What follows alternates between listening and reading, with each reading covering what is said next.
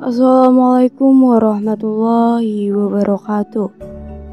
Rahayu Sagung Dumadi. Kembali lagi di channel Babat Nusantara.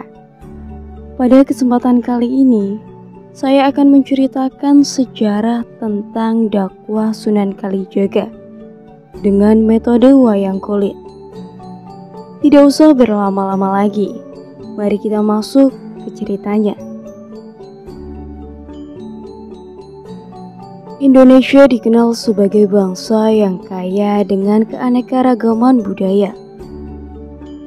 Di antara sekian banyak seni budaya yang ada dan berkembang di Indonesia adalah wayang. Di Indonesia diperkirakan terdapat lebih 100 jenis wayang, antara lain wayang beber, wayang kulit purwo, wayang suluh, wayang golek, wayang klitik, wayang krucil, wayang orang, wayang wahyu, dan wayang potehi. Dari berbagai jenis wayang itu, yang paling populer di Indonesia, khususnya di Jawa, adalah wayang kulit. Biasanya, pertunjukan wayang kulit dikaitkan dengan peristiwa kehidupan manusia. Menurut penelitian para ahli, di antara Halseyu, Brands, Kruit, Sri Mulyono, dan Soeroto menyatakan bahwa wayang merupakan pertunjukan asli Indonesia. Pertunjukan wayang adalah pertunjukan yang telah berusia sangat tua dan merupakan media pemujaan roh nenek moyang. Pada zaman Islam, wayang kemudian menjadi sarana dakwah dalam proses penyebaran agama Islam. Perkembangan dakwah Islam di Jawa mengalami proses yang cukup panjang. Dakwah Islam berhadapan dengan dua lingkungan budaya. Pertama, kebudayaan lokal yang masih taat pada adat istiadat dengan inti religi animisme dinamisme. Menurut kepercayaan animisme dinamisme, masyarakat pada zaman itu sangat mempercayai roh-roh halus dan benda-benda yang mempunyai kekuatan magic yang terdapat di alam semesta. Pendewaan dan pemitosan terhadap roh nenek moyang telah melahirkan penyembahan terhadap roh leluhur. Kedua, masuknya pengaruh kebudayaan Hindu-Buddha di Jawa sekitar abad keempat Masehi telah memberikan pengaruh yang besar dalam bidang religi. Adat istiadat dan kebudayaan para masyarakat Jawa dengan kondisi demikian, maka dakwah Islam di Jawa dilakukan secara bertahap karena kebudayaan Hindu-Buddha yang telah ada sebelumnya telah mengakar kuat dalam diri masyarakat Jawa. Menghadapi situasi tersebut, dalam dakwahnya untuk menyiarkan agama Islam, para wali lebih kompromi. Tradisi dan kepercayaan lokal tidak dihapuskan secara paksa, tetapi dihormati sebagai suatu kenyataan. Akomodasi terhadap praktik dan kebudayaan lokal dimanfaatkan sebagai sarana penyebaran agama Islam. Para wali menekankan pendekatan kultural melalui berbagai budaya yang telah dikenal oleh masyarakat Jawa. Salah satunya yang digunakan adalah wayang yang merupakan seni pertunjukan masyarakat Jawa yang sudah ada sejak prasejarah.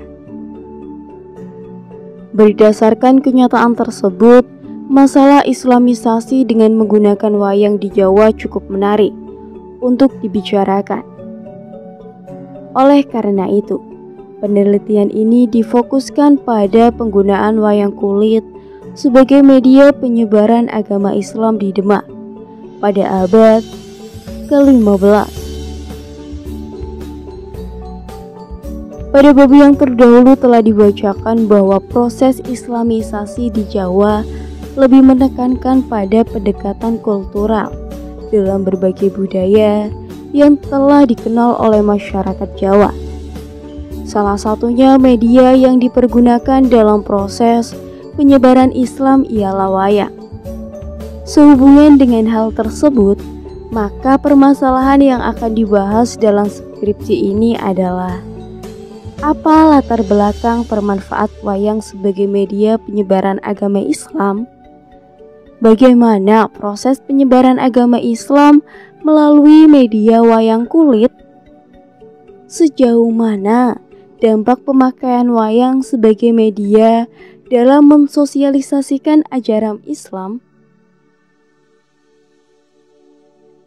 Tujuan penelitian ialah untuk mengetahui latar belakang pemakaian wayang sebagai media penyebaran agama Islam, untuk mengembangkan proses penyebaran agama Islam melalui media wayang kulit, untuk mengetahui dampak pemakaian wayang sebagai media dalam mensosialisasikan ajaran Islam. Adapun manfaat dari penelitian ini adalah setelah membaca skripsi ini diharapkan dapat memperkaya khasanah ilmu pengetahuan, khususnya bidang studi sejarah, dan memunculkan data serta informasi baru mengenai wayang sebagai media penyebaran agama Islam di Demak untuk penelitian selanjutnya. Di dalam menghindari kemungkinan adanya perbedaan penafsiran, maka diperlukan kejelasan kata-kata pokok yang berkaitan dengan judul ini, yaitu wayang kulit sebagai media penyebaran agama Islam di Demak pada abad ke-15. Wayang adalah sebuah kata berasal dari bahasa Jawa asli yang berarti bayang atau bayang-bayang, yang berasal dari kata yang dengan berbagai variasi vokalnya, yaitu layang, doyang, puyang, reong, yang bergerak, tidak tepat, samar-samar, sayu. Kata wayang, humayang pada waktu dulu mempunyai arti pertunjukan bayang-bayang. Dalam pertunjukan selanjutnya menjadi seni pentas wayang. Bayang-bayang itu merupakan gambar bayangan patung dari kulit yang mengambil tokoh-tokoh dalam cerita Mahabharata atau Ramayana. Media merupakan alat, sarana perhubungan informasi atau perantara. Media dalam penelitian ini adalah sarana untuk menyampaikan ajaran-ajaran kepada masyarakat luas. Istilah penyebaran berasal dari kata sebar yang mendapat keimbuhan pe dan akhiran an, yang berarti perbuatan, hal atau cara. Penyebaran dalam penelitian ini adalah perbuatan atau tindakan yang mempunyai tujuan untuk meluaskan ajaran, yang dalam hal ini adalah ajaran agama Islam. Agama berarti segenap kepercayaan kepada Tuhan, dewa, dan sebagainya. Dan dengan ajaran kebaktian serta kewajiban-kewajiban yang bertalian dengan kepercayaan itu, kata Islam secara etimologis berasal dari bahasa Arab, yaitu dari kata kerja aslama, yuslimu, islaman, yang berarti menyerahkan diri atau menurut, taat, dan patuh. Agama Islam dalam penelitian ini adalah segenap kepercayaan dan ketundukan seseorang untuk menjalankan dengan sepenuh hati segala perintah yang didatangnya dari Allah Subhanahu wa Ta'ala. Demak merupakan kerajaan Islam pertama di Jawa. Jatuhnya Malaka oleh Portugis dan mundurnya kekuasaan Majapahit menjadikan Demak berkembang menjadi kerajaan Islam yang kuat. Daerah pesisir utara Jawa Tengah dan Timur mengakui kedaulatan seperti Jepara, Tuban, dan Gresik, dengan Demak sebagai pusatnya. Ada ke-15 merupakan batas penulisan dalam skripsi ini, karena dalam kurun waktu tersebut merupakan masa peralihan, yaitu masa Hindu-Buddha ke masa Islam dalam proses penyebaran agama Islam di Jawa yang bermula di Demak. Yang dimaksud dengan wayang kulit sebagai media penyebaran agama Islam di Demak pada abad ke-15 adalah peristiwa yang terjadi mengenai penyebaran ajaran-ajaran agama Islam menggunakan sarana wayang kulit dalam kurun waktu abad 15 di Demak. Landasan teori. Di dalam mencari jawaban atas permasalahan-permasalahan mengenai pertemuan kebudayaan, ada beberapa hal yang bersifat khusus, yaitu mengenai proses adaptasi dan asimilasi dari kebudayaan asing atau pendatang. Hal ini tampak dalam masalah-masalah yang berkaitan dengan adanya kebudayaan-kebudayaan asing yang sangat mudah dan sangat sukar untuk diasimilasikan dengan kebudayaan pribumi. Di samping itu, juga banyak kebudayaan lokal yang sangat sulit dan sangat mudah untuk diganti oleh kebudayaan asing ataupun kebudayaan pendatang. Banyak sarjana yang kemudian mencoba memberi jawaban atas permasalahan mengenai pertemuan kebudayaan dengan memunculkan teori-teori. Dalam teori yang ditemukan Person, dikatakan bahwa unsur-unsur kebudayaan asing dapat diterima oleh masyarakat setempat apabila kebudayaan asing tersebut dapat menyesuaikan diri dengan kebudayaan setempat dan sesuai dengan kepribadian masyarakatnya. Pendapat Person ini kemudian dikenal dengan prinsip integrasi yang dianut oleh beberapa ahli. Cara yang dilakukan oleh para wali agar Islam dapat diterima dan disambut dengan baik oleh masyarakat Jawa ialah menyesuaikan dengan kebudayaan Jawa. Semua hal yang termasuk unsur kebudayaan Jawa itu tak ada yang luput dari perhatian para wali. Bukan perhatian saja, tetapi yang terutama ialah pengisian kesemuaannya itu dengan nafas Islam.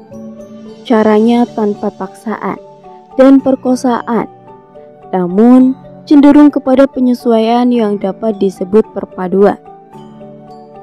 Dalam proses penyebaran Islam di Jawa terdapat dua pendekatan tentang bagaimana cara yang ditempuh agar nilai-nilai Islam dapat diserap menjadi bagian dari budaya Jawa. Pendekatan yang pertama disebut Islamisasi kultur Jawa. Melalui pendekatan ini budaya Jawa diupayakan agar tampak bercorak Islam. Upaya ini ditandai dengan penggunaan istilah-istilah Islam, nama-nama Islam, pengambilan peran tokoh Islam pada cerita pewayangan, penerapan hukum-hukum, dan norma-norma Islam dalam berbagai aspek kehidupan. Adapun pendekatan yang kedua disebut Jawanisasi Islam, yang diartikan sebagai upaya penginternalisasikan nilai-nilai Islam melalui cara penyusupan ke dalam budaya Jawa. Pada cara ini, meskipun nama-nama dan istilah-istilah Jawa tetap dipakai, tetapi nilai yang dikandung adalah nilai-nilai Islam, sehingga Islam menjadi menjawa. Berbagai kebudayaan kenyataan menunjukkan bahwa produk-produk budaya orang Jawa yang beragama Islam cenderung mengarah pada polarisasi Islam, kejawaan atau Jawa keislaman, sehingga timbul istilah Islam Jawa atau Islam kejawen. Sebagai suatu cara pendekatan dalam proses akulturasi kedua, kecenderungan itu merupakan strategi yang sering diambil ketika kedua kebudayaan tersebut saling bertemu. Maka prinsip integrasi ini sesuai dengan yang dipakai oleh para wali dalam proses penyebaran agama Islam. Dengan prinsip integrasi ini, agama Islam dapat diterima dan disambut dengan baik oleh masyarakat tanpa adanya unsur paksaan, sehingga masyarakat pun dapat dengan mudah menerima ajaran agama Islam. Buku-buku mengenai sejarah perkembangan wayang dan agama Islam sudah banyak ditulis. Di antaranya, Wayang Asal-Usul, Filsafat dan Masa Depannya, ditulis oleh Sri Mulyono, diterbitkan oleh Gunung Agung. Wayang sebagian dikenal orang pada masa sekarang ini merupakan sebuah warisan budaya nenek moyang yang diperkirakan telah sejak ada 1500 tahun sebelum Masehi. Wayang sebagai salah satu jenis seni pertunjukan sering diartikan sebagai bayangan yang tidak jelas, hanya samar-samar bergerak ke sana kemari. Bayangan yang samar-samar tersebut diartikan sebagai gambaran perwatakan manusia. Di Indonesia, terutama di Pulau Jawa, terdapat sekitar 100 macam wayang yang dapat digolongkan menurut cerita yang dibawakan, cara pementasannya dan bahan yang digunakan untuk membuatnya. Sekitar separuh lebih dari jumlah wayang tersebut sekarang sudah tidak dipertunjukkan lagi. Bahkan beberapa di antaranya sudah punah sama sekali. Di antara beberapa pertunjukan wayang yang paling utama dan masih terdapat hingga sekarang adalah wayang kulit. Dalam perkembangan dari zaman ke zaman, wayang telah mengalami perubahan sesuai dengan perkembangan kebudayaan masyarakat penduduknya, baik dalam bentuk atributnya, fungsi maupun perannya. Wayang telah melewati berbagai peristiwa sejarah dari generasi ke generasi. Budaya pewayangan telah melekat dan menjadi bagian hidup bangsa Indonesia, khususnya Jawa. Usia yang demikian panjang dan kenyataan bahwa sampai sekarang masih banyak orang yang menggemarinya menunjukkan betapa tinggi nilai dan berartinya wayang bagi kehidupan masyarakat. Untuk mengenal wayang lebih dekat, maka akan dikemukakan beberapa pendapat mengenai pengertian wayang. Di antaranya, menurut Amir Motosedono, wayang berasal dari bahasa Jawa kuno, dari kata wa dan yang, artinya gerakan yang berulang-ulang dan tidak tetap. Dengan arti kata itu, maka dapat dikatakan bahwa wayang berarti wujud bayangan yang samar-samar, selalu bergerak dengan tempat yang tidak tepat. Menurut Sri Mulyono, istilah wayang adalah sebuah kata bahasa Jawa asli yang berarti bayang-bayang, yang berasal dari kata yang. Kata wayang, hamyang, pada waktu dulu berarti pertunjukan bayang. Lambat laut menjadi pertunjukan bayang-bayang, kemudian menjadi seni pentas bayang-bayang atau wayang. Sementara itu, menurut Bastomi Suwaji, wayang adalah potret kehidupan yang berisi sanepa, piwulung, dan pituduh. Wayang menggambarkan kebiasaan hidup, tingkah laku manusia yang dialaminya sejak lahir, hidup, meninggal, dan semuanya itu merupakan proses alamiah. Dalam proses ini, manusia senantiasa mengupayakan keseimbangan dengan alam, sesama manusia, dan Tuhan sebagai Sang Pencipta. Menurut Purwa Damarminta, kata wayang dapat diartikan sebagai gambar atau tiruan manusia yang terbuat dari kulit, kayu, dan sebagainya untuk mempertunjukkan suatu lakon atau cerita. Lakon tersebut diceritakan oleh seseorang yang disebut dalang. Arti lain dari kata wayang adalah ayang-ayang atau bayangan, karena yang dilihat adalah bayangan dalam kelir.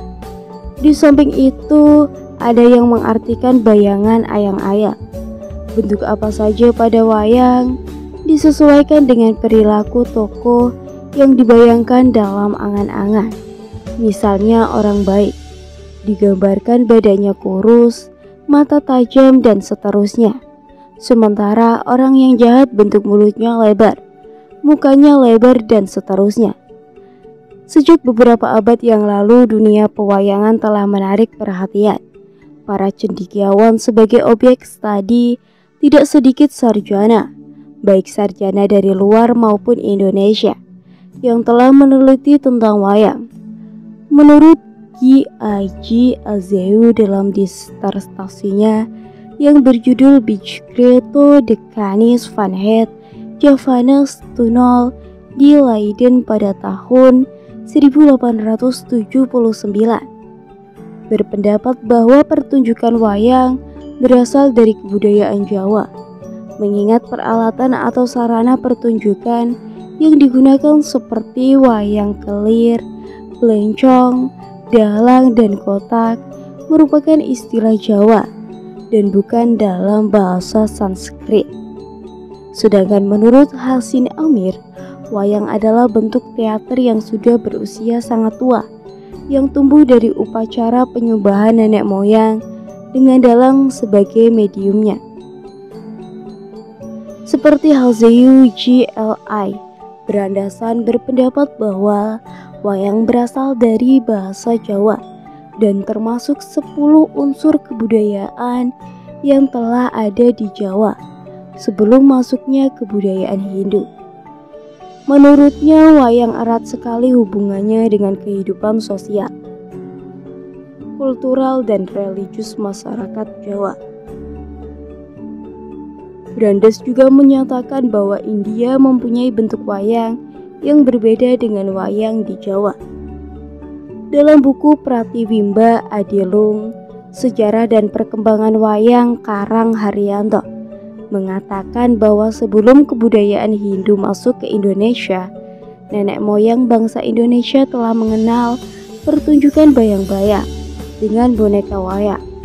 Pertunjukan tersebut adalah budaya asli Jawa yang erat hubungannya dengan pemujaan nenek moyang, yang disebut hayang. Dari berbagai pengertian wayang yang dikemukakan oleh para ahli, dapat disimpulkan mengenai pengertian wayang kulit ialah sebagai berikut.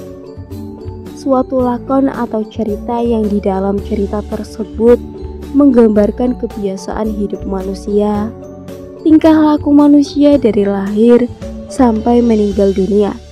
Lakon atau cerita ini diceritakan oleh seseorang yang disebut dalang. Sejarah perkembangan wayang. Pada zaman prasejarah, nenek moyang suku Jawa masih menganut kepercayaan animisme dan dinamisme. Mereka mempunyai anggapan bahwa semua benda yang ada di sekelilingnya itu bernyawa, dan semua yang bergerak dianggap hidup dan mempunyai kekuatan gaib.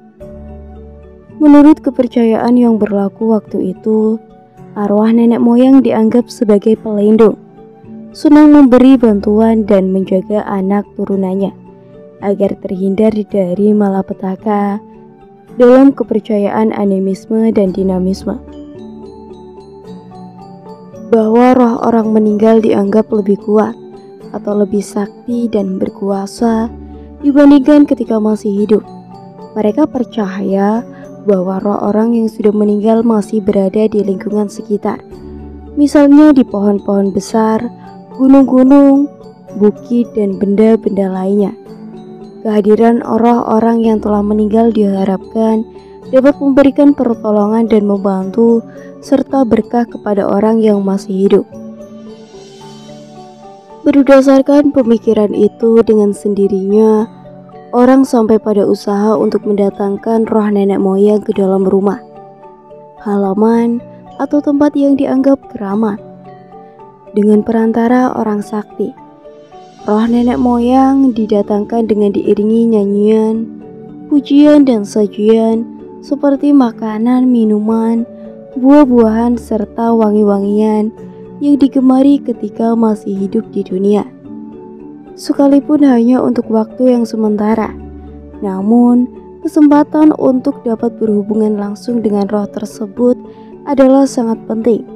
Dalam kesempatan ini, mereka yang masih hidup dapat menghormati roh leluhurnya Dengan cara ini, keluarga dan anak turunannya merasa terjamin. Kelangsungan hidupnya, nasib baiknya, kebahagiaan dan kemakmuran.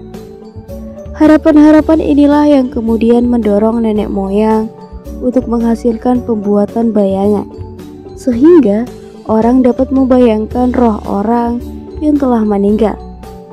Gambar atau lukisan bentuk dari roh yang dibayangkan bukanlah wujud gambar realistis dari nenek moyang, tetapi berwujud gambaran remang-remang atau semu. Inspirasi bentuk wayang yang dipergunakan untuk pentas bayangan didapat dari bentuk bayangan manusia. Gambar bayangan tersebut diilhami dari bayangan yang dilihat setiap hari di waktu pagi. Itulah sebabnya gambar yang dihasilkan mempunyai kaki dan tangan panjang. Pada mulanya tidak sengaja dipasang tabir atau selembar kain untuk membuat bayang-bayang, yang kemudian tabir tersebut menjadi perlengkapan wajib dalam pementasan wayang kulit. Upaya memanggil roh nenek moyang dilakukan pada malam hari, pada saat roh tersebut melayang-melayang sedang mengembara. Tempat yang dipilih untuk mengadakan pertunjukan bayang-bayang adalah di tempat yang khusus. Di tempat itu disediakan tempat pemujaan seperti dolmen, manhir, dan tahta batu sebagai tempat berkumpul dan tempat duduk roh-roh atau hayang yang datang. Pertunjukan bayang-bayang tersebut diawali dengan cerita atau mitos kuno tradisional yang berisikan cerita atau kejadian tentang bumi, langit, nenek moyang manusia, dewa atau upacara-upacara yang berhubungan dengan kepercayaan. Diceritakan pula tentang kebesaran dan kepahlawanan nenek moyang dan mengharapkan berkah untuk keselamatan sesamanya. Pada zaman nenek moyang, cerita hanya diturunkan dan berkembang secara lisan dari generasi ke generasi berikutnya. Pertunjukan dan penggambaran bayang-bayang roh nenek moyang ini berlangsung terus, seiring dengan keinginan manusia untuk memperoleh keselamatan di dunia. Pemujaan terhadap roh nenek moyang tetap dilakukan dan menjadi suatu tradisi dalam masyarakat agraris sampai sekarang. Masuknya kebudayaan Hindu ke Jawa membawa pengaruh pada pentas bayangan dan cerita wayang. Pada zaman ini, wayang semakin dikenal oleh masyarakat. Berbagai sumber sejarah menunjukkan bahwa pada abad ke-4 sampai ke-5 Masehi, hubungan bangsa Indonesia dengan pusat agama Hindu di India terjalin dengan baik. Hubungan yang dimulai dengan perdagangan kemudian meluas ke jalur pendidikan, perkawinan, budaya, dan kesenian. Dalam pertunjukan wayang pada zaman Hindu dan Buddha, cerita bersumber pada kisah Mahabharata dan Ramayana. Kisah Mahabharata dan Ramayana yang asli berasal dari India. Oleh pujangga Jawa, tidak hanya diterjemahkan dalam bahasa Jawa kuno, tetapi diubah dan diceritakan kembali dengan memasukkan falsafah Jawa. Pertunjukan wayang yang semula menceritakan mitos nenek moyang, kemudian secara perlahan berganti ke epos Mahabharata dan Ramayana. Bukti lain betapa besarnya pengaruh wiracarita Mahabharata dan Ramayana yang berasal dari India terhadap masyarakat Jawa bisa dicermati lewat nama-nama yang bisa menjamin nama-nama yang terdapat dalam wiracarita. Misalnya, Sungai Praga dan Sungai Serayu di Jawa merupakan nama-nama sungai yang terdapat dalam wiracarita Ramayana, yakni berasal dari Sungai Prayaga dan Sungai Serayu. Namun, Situ Banda di Jawa Timur yang meminjam nama gelangnya yang menghubungkan antara daratan India dengan Pulau Sri Lanka yang dibangun oleh kera-kera pasukan Rama. Sekitar tahun 930 Masehi, terjadi perpindahan pusat kerajaan dari Mataram Hindu di Jawa Tengah ke Jawa Timur. Pada masa ini budaya perwayangan berkembang dengan pesat. Pada masa pemerintahan Raja Airlangga pada tahun 1013 sampai 1042. Wayang telah menjadi suatu pertunjukan yang dapat dinikmati oleh masyarakat. Sumber budaya pemerintahan mengenai pergelaran wayang dapat diketahui dari syair Kakawin Arjuna Wiha yang ditulis oleh Empu Kanawa. Dalam Kakawin tersebut terdapat kalimat, "Ada orang melihat wayang, menangis susah, itu bodoh kalau dipikir. Sudah tahu pula bahwa itu hanya kulit diukir yang bergerak dan berbicara. Demikian, itulah persamaan orang yang haus akan kegemaran indranya. Bahkan, ia tidak akan tahu tentang hakikat yang menyatakan bahwa segala kejadian itu hanya maya atau sihir belaka." Dari keterangan di atas dapat diketahui bahwa pada abad ke-11 Masehi, pertunjukan wayang sudah dapat dinikmati dan telah menarik perhatian penonton. Pertunjukan wayang pada saat itu membuat orang menangis terseduh-seduh, sekalipun orang tahu bahwa pertunjukan itu dari kulit yang diukir. Di samping Kakawin Arjuna Wiha, pada masa kerajaan Kediri masih ada beberapa karya sastra sebagai kepustakaan wayang, diantaranya kitab Maharatayuda dan Gatotkaca, seraya yang ditulis oleh Empu Seda dan Empu Panolo, yang isinya mengisahkan peperangan antara para Pendawa dan Kurawa. Pada zaman Majapahit diceritakan wayang beber dengan gamelan Slendro. Kepustakaan wayang yang ditulis diantaranya adalah Kitab Tantu, Pagelaran, dan Dewa Ruci. Dalam kitab tentang pagelaran ini mengisahkan tentang Batara Guru yang menciptakan manusia sejodoh di tanah Jawa, yang kemudian berkembang biak. Batara Guru memerintahkan memindahkan Gunung Semeru dari India ke Pulau Jawa. Kitab Tantu Pagelaran ini ditulis dalam bahasa Jawa, tengahan berbentuk prosa oleh seseorang pendeta desa. Di samping itu, sejak awal zaman kerajaan Majapahit diperkenalkan pula cerita wayang yang tidak tertinduk pada kitab Mahabharata dan Ramayana, yaitu cerita Panji. Cerita Panji ini kemudian lebih banyak digunakan untuk pertunjukan wayang beber. Ketika Majapahit mengalami penurunan, perkembangan Islam di Jawa semakin pesat, yang ditandai dengan berdirinya Kerajaan Demak pada tahun 1479 Masehi dengan Raja Raden Pata yang beragama Islam. Pada zaman Kerajaan Demak, pertunjukan wayang masih menjadi fenomena budaya yang dipertahankan. Bahkan, pertunjukan wayang digunakan sebagai media penyebaran agama Islam oleh Wali Songo, terutama oleh Sunan Kalijaga. Sunan Kalijaga sebagai seorang wali juga ahli dalam bidang budaya, di antaranya pandai dalam mendalang. Pada zaman Kerajaan Demak, wayang mengalami perubahan pada bentuk, cara memainkan wayang, dan isi cerita. Pertunjukan wayang sudah memakai belonceng, telir atau layar, gedebok pisang untuk menancapkan wayang, dan juga diiringi gamelan. Fungsi wayang dalam masyarakat. Sejarah perkembangan religi masyarakat Jawa telah dimulai sejak zaman prasejarah. Pada waktu nenek moyang sudah beranggapan bahwa semua benda yang ada di sekelilingnya bernyawa, dan semua yang bergerak dianggap hidup, mempunyai kekuatan gaib, roh yang berwatak baik maupun jahat. Pada zaman prasejarah ini, wayang berfungsi sebagai sarana untuk memanggil roh nenek moyang atau bersifat magic religious. Pada zaman Hindu-Buddha, wayang berfungsi untuk kegiatan ritual. Pertunjukan wayang pada masa ini sudah dapat dinikmati dan telah menarik perhatian penonton.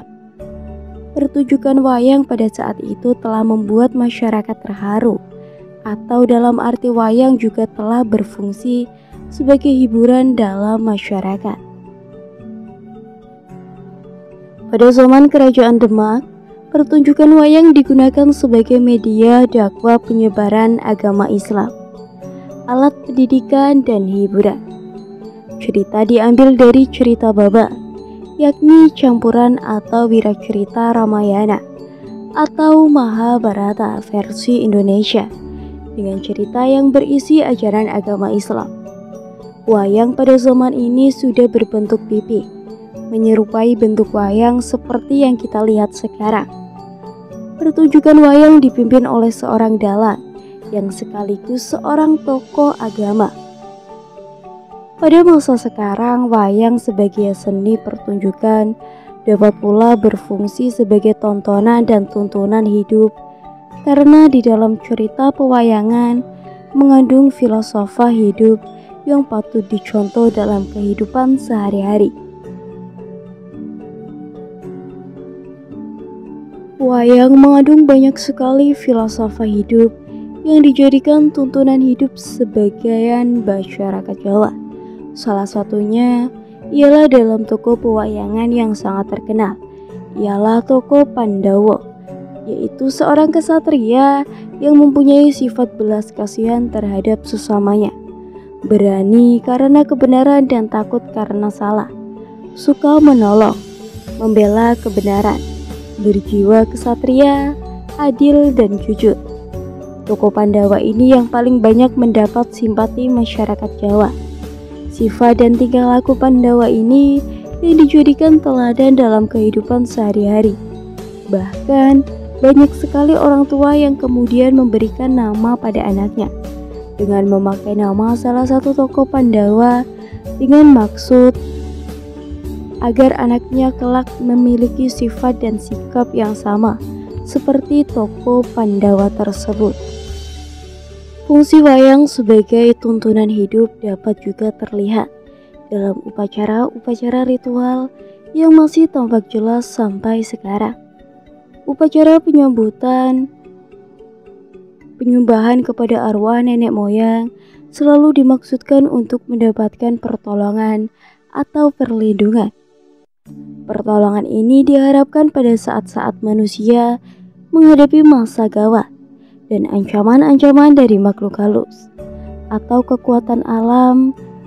Peristiwa-peristiwa penting dalam kehidupan manusia yang sering dimintakan perlindungan dari nenek moyang, diantaranya kedewasaan yang ditandai dengan khitanan bagi laki-laki dan perkawinan. Selain itu, pada upacara ruatan untuk upacara bersih desa dan orang-orang yang digolongkan sebagai manusia sukerta.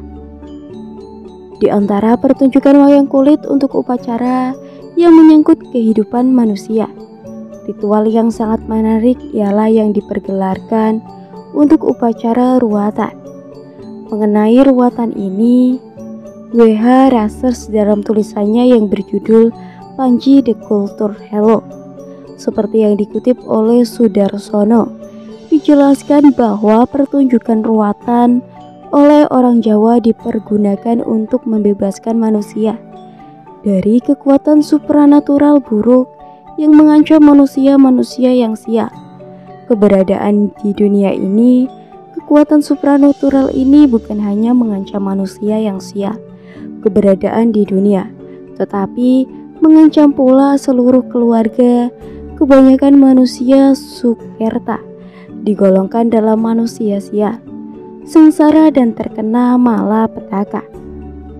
Biasanya dalam ruatan dilakonkan cerita Murwokolo, namun tidak mempunyai patokan mutlak atau dengan kata lain tergantung selera, kehendak pelaku dan pembuat cerita, yaitu dalam perbuatannya.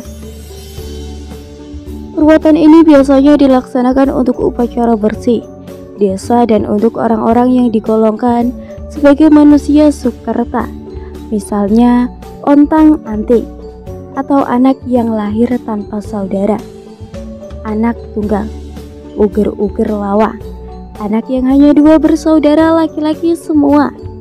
Kembang sepasang, anak yang hanya berdua perempuan semua. Kembar, 2 orang anak yang lahir bersama, laki-laki semua atau perempuan semua, atau laki-laki dan perempuan, dan masih banyak lagi. Cerita ruwatan ini semula berkembang dalam cerita-cerita kuno yang isinya muat masalah penyucian, yaitu pembebasan dewa yang bernoda menjadi dewa yang tak bernoda atau suci tak bercela. Dengan diadakan ruwatan ini, diharapkan dapat membersihkan segala dosa-dosa atau kesalahan-kesalahan manusia yang dapat mencelakakan. Dalam ruwatan ini tampak jelas adanya falsafah hidup yang terkandung di dalamnya, yaitu supaya kita membuang atau membersihkan segala tingkah laku yang buruk dan memperbaiki tingkah laku manusia agar dapat menjadi manusia yang mempunyai tingkah laku yang baik dan sopan. Wayang sebagai tontonan. Pada masa sekarang ini, di dalam pertunjukan wayang kulit masih ada yang melestarikan nilai dan fungsi tradisionalnya seperti untuk upacara bersih desa dan ruwatan. Di lain pihak ada pertunjukan wayang kulit yang kelengkapan penampilannya masih berpijak pada tradisi lampau, tetapi fungsi dan nilainya sudah beranjak dari fungsi dan nilai tradisional. Misalnya saja pertunjukan wayang kulit dengan lakon yang keramat sekarang bisa dinikmati sebagai tontonan yang bersifat menghibur. Salah satu contohnya lakon Prabu Dasmuka, gugur yang dipergelarkan di Sasana Hinggil Dewi Aba. Pertunjukan bulanan ini selalu jatuh pada hari Sabtu kedua setiap bulan. Tidak mengherankan apabila fungsi wayang sudah bergeser dari pertunjukan ritual menjadi tontonan biasa. Namun, perangkat sesaji bagi lakon tersebut masih diadakan, seperti lazimnya penyediaan sesaji atau kurban yang berupa kepala kerbau untuk pertunjukan Prabu Dasmuka, gugur pada pergelaran ritual yang dahulu bersifat atau berfungsi untuk mengusir wabah penyakit. Pagelaran dengan lakon tersebut di sana Hinggil Dewi Abad pada tanggal 18 November 1986. Dalang KRB Sugi Carma Sarjana menuntut disajikan kepala kerbau sebagai kelengkapan saji-sajian yang lain.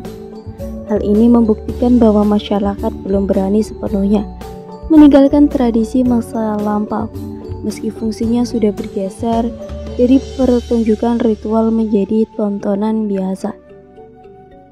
Selain contoh kasus di atas, masih terdapat juga beberapa contoh yang menunjukkan adanya pergeseran dari pertunjukan wayang yang semula bersifat pertunjukan ritual menjadi tontonan biasa. Ialah pertama, ketika dalam suatu pertunjukan wayang yang sedang berlangsung, kemudian diselipkan dagelan-dagelan yang menghadirkan seorang pelawak, sehingga cerita dari lakon dalam pertunjukan tersebut kemudian menjadi kurang mengena, karena pada akhirnya cerita tersebut kemudian dipadatkan atau lebih dipersingkat. Hal ini menunjukkan secara jelas adanya pergeseran dari tontonan yang masih berisi tuntunan menjadi tontonan biasa yang lebih bersifat menghibur, sehingga tidak ada unsur ritual melainkan lebih pada menghibur banyak orang atau kepentingan komersil. Misalnya orang yang melihat pertunjukan wayang dipungut biaya, selain itu untuk menarik perhatian masyarakat, maka didatangkan pelawak yang tenar yang ikut ambil bagian dari pegelaran wayang yang sedang berlangsung. Kedua, perubahan pertunjukan. Wayang menjadi tontonan biasa adalah ketika masyarakat menyenangi wayang kulit, bukan dari sisi ceritanya, melainkan karena kepandaian seorang dalang dalam membuat banyolan-banyolan yang lucu dan keterampilan dan kecanggihan seorang dalam mengatarkasikan wayang. Salah satu dalang yang sangat terkenal kepiawaannya dalam memainkan wayang adalah Ki Mantep Sudarsono yang dijuluki Dalang Setan karena kepiawaian itu. Hal ini menjadi daya tarik tersendiri bagi para wisatawan asing maupun wisatawan domestik untuk melihat kepiawaian seorang dalang. Bahkan banyak wisatawan asing maupun domestik yang kurang begitu mengerti tentang wayang dan bahasa Jawa yang menjadi bahasa pengantar pada pertunjukan wayang sangat tertarik untuk melihat karena merasa penasaran dengan keterampilan seorang dalang tersebut. Maka nampaklah jelas adanya pergeseran fungsi wayang yang sangat nampak dari tontonan yang bersifat religius menjadi tontonan biasa.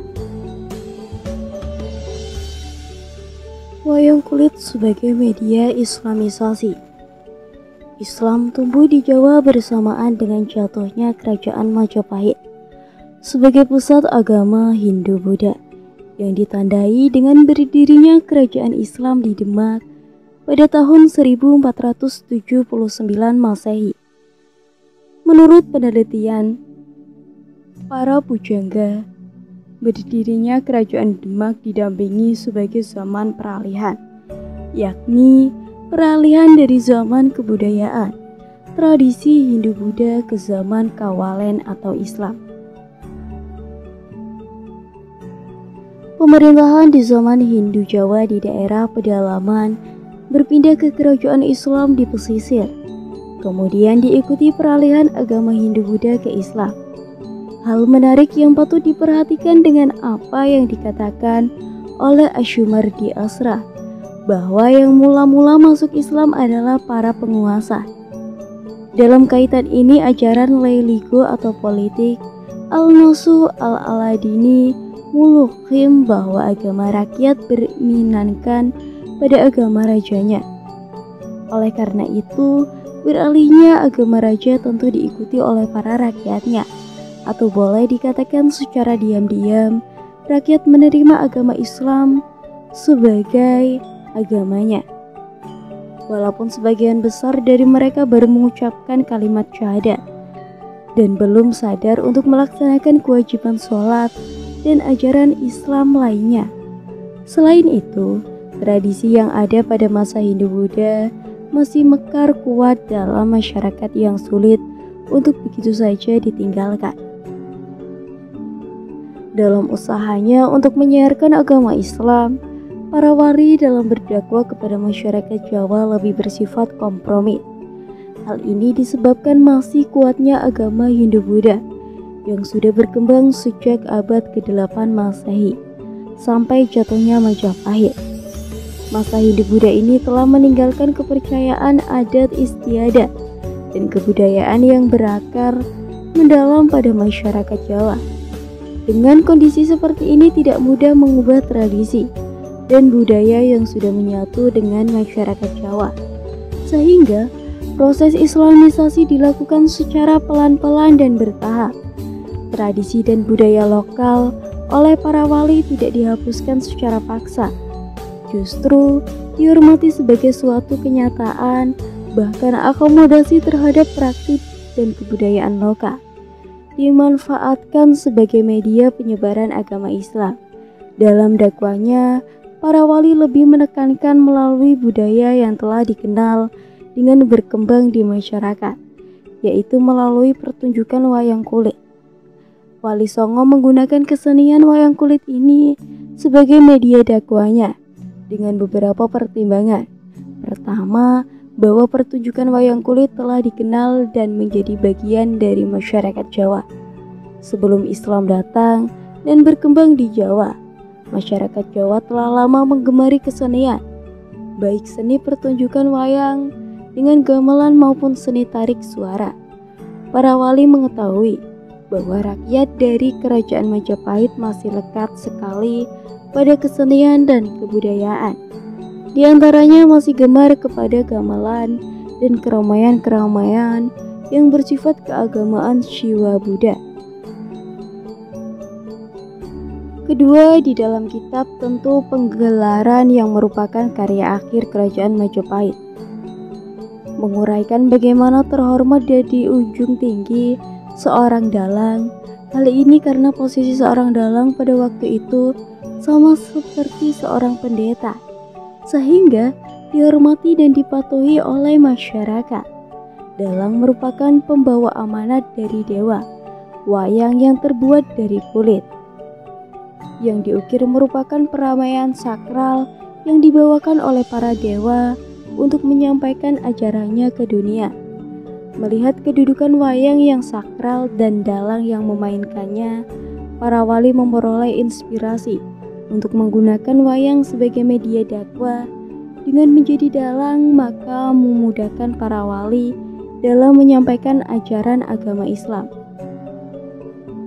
Dalam dakwahnya, para wali menerapkan metode al-hikmah, yaitu sistem dan cara berdakwah dengan bijaksana. Dalam hal ini, para wali berpandangan lebih toleran terhadap keyakinan agama lain.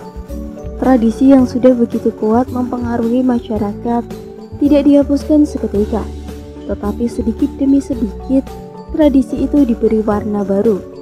Hal ini dilakukan dengan anggapan bahwa apabila masyarakat telah mengerti dan paham akan agamanya, mereka akan membuang sendiri mana yang tidak perlu dan yang tidak sesuai dengan ajaran agamanya. Dalam proses penyebaran agama Islam menyesuaikan dengan keadaan masyarakat, pertimbangan yang ada pada waktu itu masih tebal kepercayaannya terhadap Hinduisme dan Buddhisme atau Shiva Buddha, dan masyarakat masih memegang teguh tradisi-tradisi. Sebab-sebab inilah yang mendorong para wali untuk mengatur siasat supaya agama Islam dapat diterima oleh masyarakat. Cara yang digunakan para wali yaitu dengan mengawinkan adat istiadat lama dengan ajaran-ajaran Islam. Para wali sangat jeli dalam melihat situasi dan kondisi pada saat itu. Wayang yang pada saat itu sangat digemari oleh masyarakat digunakan sebagai media dalam menyebarkan agama Islam.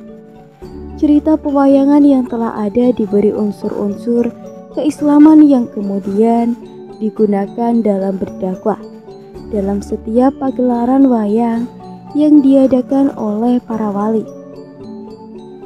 Di antara para wali, Sunan Kalijaga merupakan salah satu wali yang selalu menggunakan wayang sebagai media dakwahnya.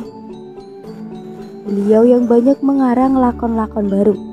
Pagelaran wayang biasanya diselenggarakan dalam rangka meramaikan suatu pesta atau upacara peringatan, misalnya peringatan bersih desa atau ruatan.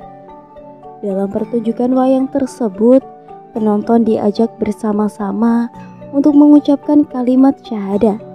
Karena dalam ajaran agama Islam, dengan mengucapkan 2 kalimat syahadat sudah dianggap masuk menjadi penganut agama Islam. Pada kesempatan itulah Sunan Kalijaga menyampaikan penerangan tentang keagungan Tuhan dan agama Islam. Bentuk ajaran Islam yang disampaikan masih dalam bentuk yang sederhana. Diajarkan dan dituntunkan pula masyarakat untuk mengucapkan 2 kalimat syahadat.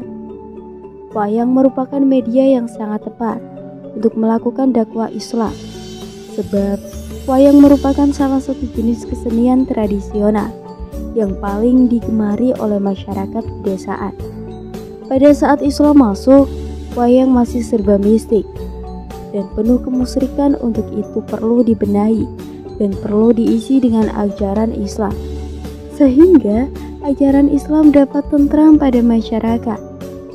Untuk mewujudkan tujuan dakwah Islamiyah lewat jalur tersebut dan agar lebih mudah untuk diterima oleh masyarakat, maka wayang perlu diubah dan disempurnakan serta diisi dengan nilai budi luhur yang bernafas Islam. Sultan Demak yang pertama inilah R. Patah yang sangat gemar pada kesenian wayang. Begitu juga masyarakat pada waktu itu yang mempunyai kebijaksanaan yang tampak dalam bidang penggunaan wayang. Para ulama pada saat itu sadar bahwa adanya unsur-unsur dalam seni wayang yang tidak dapat diterima oleh Islam, yaitu bentuk wayang yang menyerupai manusia dan cerita-cerita dewa yang membawakan kemusyrikan. Sebagai penguasa yang bijaksana, para penguasa tidak begitu saja menolak seni wayang tersebut, mengingat seni wayang telah menjadi kegemaran penduduk. Dalam kebudayaan milik rakyat, pemberantasan begitu saja akan menimbulkan rasa dendam di kalangan rakyat.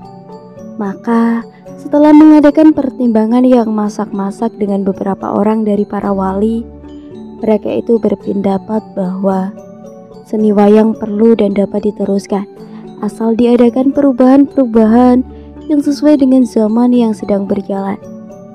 Kesenian wayang dapat dijadikan alat media dakwah Islam yang baik. Bentuk wayang diubah agar tidak lagi berwujud menyerupai arca-arca pada candi yang hampir seperti gambar manusia, karena diharamkan menurut Islam dalam pada saat itu. Cerita-cerita dewa harus diubah dan diisi faham lain yang mengandung jiwa Islam, yang membangun kemusyrikan sehingga keseluruhan merupakan cerita lamban yang harus digali maknanya sesuai dengan ajaran agama Islam. Agar dapat melaksanakan 4 prinsip di atas yang seluruhnya menyangkut dakwah agama Islam, maka Sultan Demak mendatangkan seluruh wali sebagai tenaga ahli dalam ilmu dan dakwah Islam pada saat itu. Mereka kemudian kerap kali mengadakan musyawarah di Masjid Demak untuk menyesuaikan kesenian wayang pada panggilan zaman dan suasana agama Islam pada saat itu. Sunan Kalijaga sangat berhasil dalam berdakwah dengan wayang. Unsur baru berupa ajaran Islam dimasukkan dalam pewayangan. Ia membuat pakem perwayangan baru yang bernafas Islam, seperti cerita Jamus Kalimosodo, atau dengan cara menyelipkan ajaran Islam dalam pakem pewayangan yang asli. Dengan melihat hal tersebut, masyarakat yang menonton wayang dapat menerima langsung ajaran Islam dengan sukarela dan mudah. Untuk mempermudah masyarakat dalam memahami ajaran agama Islam, maka yang mereka lakukan pertama kali ialah mengadakan penyesuaian-penyesuaian dengan wayang yang telah ada pada bentuk wayang dan cerita wayang yang diselipkan unsur-unsur Islam di dalamnya, serta pemaknaan pada perangkat-perangkat wayang. Penyempurnaan bentuk wayang dan pemaknaan tokoh wayang. Memperhatikan bentuk wayang kulit yang dapat dilihat pada zaman sekarang merupakan banyak karya seni yang indah. Pada zaman Hindu, bentuk wayang mengikuti gaya relatif dekoratif. Bentuk wayang berdasarkan pada protopit seperti yang terlukis pada relief Candi Penataraan di Jawa Timur, yang kemudian menjadi bentuk wayang di Bali. Bentuk wayang pada zaman Hindu mendekati manusia yang digambar dari samping. Hal ini terlihat dari aspek proporsi masing-masing bagian kepala, badan, penggambaran tangan yang sebatas paha, leher yang pendek dan besar menggambarkan kaki masih seperti manusia yang sebenarnya. Kemudian, penggambaran bahu yang pendek dan bentuk mulut dibentuk secara demokratif. Gaya seni relatif dekoratif tersebut kemudian mengalami perubahan setelah masuknya Islam ke Jawa. Pada zaman Kerajaan Demak, wayang ini mengalami perubahan yang sangat besar, bahkan berganti dengan wujud atau bentuk yang baru. Perbedaan ini bukan saja dalam bentuk lukisannya, tetapi juga cara memainkannya. Dalam wayang beber ini, pelaku-pelaku sadekan dilukiskan bersama-sama dalam satu lembaran. Maka sejak zaman Kerajaan Demak dilukis secara rinci, suatu tokoh terpisah dari yang lain. Di samping itu juga alasan yang fundamental, bahwa di dalam ajaran agama Islam terdapat larangan penggambaran bentuk manusia. Wayang dibuat pipi menjadi 2 dimensi dan digambar miring sehingga tidak lagi menyerupai gambar pada relief candi. Bentuk wayang kemudian muncul dengan bentuk penggambaran yang dipajangkan, seperti hidung lancip yang berlebihan untuk tokoh alusan. Leher dibuat sebagian lengan dan panjang. Pengembaraan mulut dibuat berliku-liku dan bentuk lengan yang panjang sehingga dasar, sedangkan gambar pada bagian-bagian dengan warna hitam. Untuk gambar muka dibuat miring dengan tengah masih melekat pada badan serta diberi pegangan gapit sehingga dapat ditancapkan pada batang pisang atau kayu yang telah diberi lubang. Cukup sekian cerita yang dapat saya sampaikan. Semoga bermanfaat bagi kalian semua. Tetap dukung channel Babat Nusantara dengan cara like, komen, dan subscribe. Tetap stay tune untuk menunggu video-video terbaru dari channel Babat Nusantara. Rahayu, Rahayu, Rahayu.